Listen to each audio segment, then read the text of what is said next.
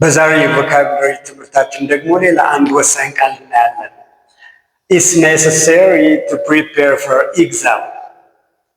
በዚህ አረፍተ ነገር ውስጥ ይህች ቃል ኢ ነች እንጂ ድምጿ ኤ አይደለችም ማለት ነው። ስለዚህ ይህችን ቃል ኤግዛም ብለን ማንበብ እንልመድ።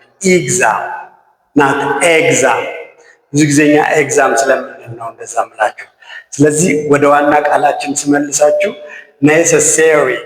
ይህን ቃል ብዙ ጊዜኛ ሚስ ፕሮናውንስ እናደርገዋለን። ይህ ቃል ፕሮናውንስ ሲደረግ ባለ 4 ሲለብል ቃል ነው። የመጀመሪያው ሲለብል ስትሬስድ ሲለብል ነው።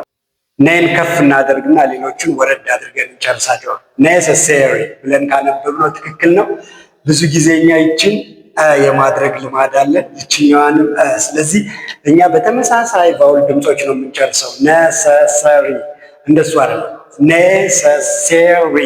ስለዚህ የመጀመሪያውና የሶስተኛው ሲለብል ላይ ያሉት ቫውል ድምጾች ኤ ድምፅ ናቸው እንጂ ድምፅ አይደሉም፣ እንደ መሀለኛው አይደሉም።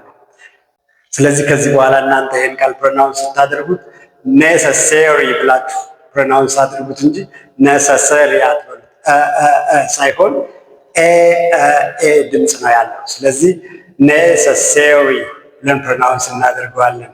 ትርጉሙ something important or essential ማለት ነው። በጣም ጠቃሚ ወይም አስፈላጊ ነገር ማለት ነው። ስለዚህ ለፈተና መዘጋጀት ጠቃሚ ነገር ነው ወይም አስፈላጊ ነገር ነው ማለት ነው የአረፍተ ነገር ሲተረጎም። እንግሊዝኛ እንደዚህ በዝርዝርና በጥልቀት ገብቷችሁ መማር ከፈለጋችሁ የኔ ትምህርት አይነተኛ መፍትሄ ነው። እንዲህ አይነት ትምህርት የመከታተል ፍላጎት ካላችሁ አካውንቱን ፎሎ አድርጉ፣ ቪዲዮውን ላይክ አድርጉት፣ ለሌሎች እንዲደርስ ደግሞ ሼር በማድረግ አግዟቸው።